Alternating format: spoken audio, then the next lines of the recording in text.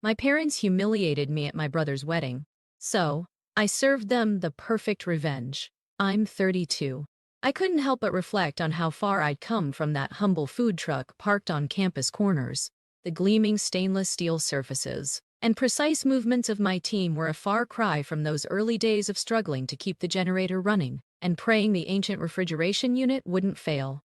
Chef, the Meyer wedding tasting is in 20 minutes, called out Maria, my assistant manager of 5 years. Thanks.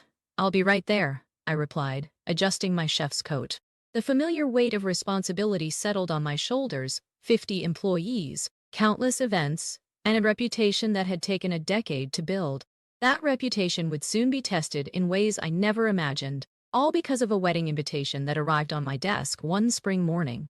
Your brother's getting married, Maria said, handing me the elegant cream envelope. Her tone was careful. She knew my family history all too well.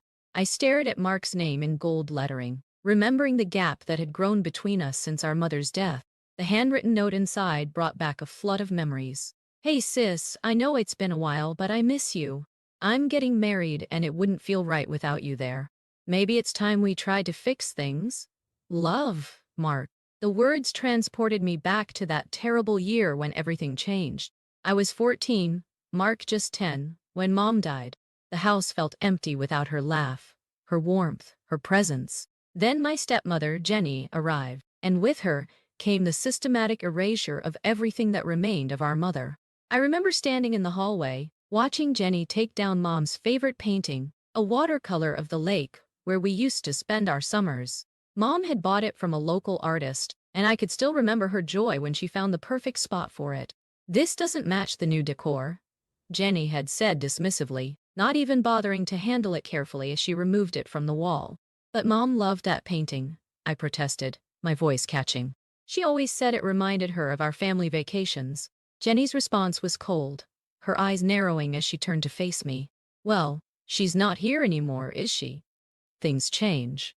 You need to accept that. Your father and I are trying to make a fresh start, and you're making it more difficult than it needs to be. Dad, desperate to move forward, backed her at every turn. I can still see him standing in the doorway, shoulders slumped, avoiding my pleading gaze. Jenny's trying to make this a home again, he'd say, his voice tired and distant. Can't you try to help instead of fighting everything? But I couldn't help fighting. Every photo removed, every memory erased felt like losing Mom all over again. Mark adapted, found comfort in Jenny's attention, but I remained the outsider, the reminder of what they wanted to forget. I watched as my little brother gradually shifted allegiance, drawn in by Jenny's promises of a normal family life. The changes came rapidly after that. Mom's garden, which she'd tenderly maintained even during her illness, was ripped out for a modern landscape design. Her recipe books, filled with handwritten notes and family secrets, disappeared during a kitchen reorganization. Each loss felt like a physical blow. College brought its own battles, marking the final fracture in our family dynamics. I can still hear the arguments about money echoing through our house. Dad, I just need help with the first semester's tuition, I'd pleaded, standing in his home office with acceptance letters and financial aid forms spread across his desk. I've already lined up 2 part-time jobs for the rest of it. He barely looked up from his computer. You need to learn responsibility, he'd replied, while writing another check for Mark's private university. Your brother takes his education seriously. He has a plan, goals. What do you have? Vague ideas about cooking? Those words stung, but they also fueled me. The food truck wasn't just a business. It was my declaration of independence. Starting with borrowed equipment and recipes learned at Mom's side, I built something of my own. Those first few months were brutal. I'd work my other jobs during the day, then spend evenings and nights serving comfort food to hungry students. Every penny went back into the business. I remember the first time I catered a real event, a professor's retirement party. My hands shook as I prepared the appetizers in my tiny food truck kitchen, but the feedback was overwhelmingly positive. That success led to more bookings, and slowly, my reputation grew. Jenny's disdain was relentless throughout this period. At every family gathering she could convince me to attend, she'd find ways to diminish my achievements. Still playing with your little food truck? She'd say, swirling her wine glass while holding court. in her perfectly decorated living room. Mark's getting his MBA, you know. A real career. Though I suppose someone has to feed all those students. Her friends would titter politely, while I swallowed my anger and reminded myself that success would be the best revenge. 6 years ago, everything came to a head. I'd been at a catering event when my phone buzzed with a text from our old neighbor, Mrs. Patterson. Did you know they're selling the house? There's a dumpster in the driveway. I think they're throwing out a lot of your mom's things. I drove there immediately, breaking every speed limit, only to find a sold sign on the lawn and a dumpster filled with the last traces of mom's life, photos, letters, the quilt she'd made during her final months. Gone. I stood there in the drizzling rain, digging through the debris, trying to salvage anything I could. The confrontation with Dad was brutal. How could you do this without telling me? I demanded, voice shaking, holding Mom's water-damaged recipe book. These were her things. Our memories. You didn't even give me a chance to keep them. It's just stuff, he'd replied, Jenny nodding beside him like a well-trained puppet. You need to move on. We all have. Why can't you? That was the last time I spoke to them, until Mark's wedding invitation arrived. Maria watched me reading the note, concern etched on her face. Are you going to go? I folded the invitation carefully, running my fingers along the creases. Yes. And I'm going to offer to cater it.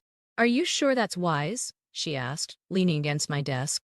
After everything they've done? Probably not, I admitted, thinking of all the potential ways it could go wrong. But he's my brother. And maybe it's time to try building bridges instead of burning them. The offer was declined politely, but firmly. We've already booked someone, Mark explained over the phone, his voice apologetic but firm. But I'm really glad you're coming. It means a lot to me. The wedding venue was stunning, a historic mansion in Lake Forest, all marble and gilt.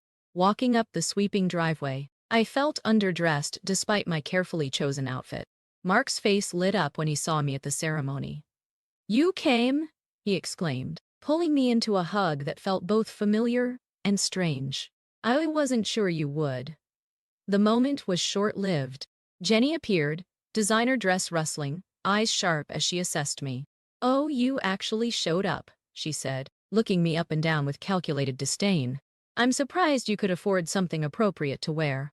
Though I suppose your little business must be doing well enough to manage at least that. I forced a smile, determined not to let her ruin this attempt at reconciliation. Hello, Jenny. The venue is beautiful.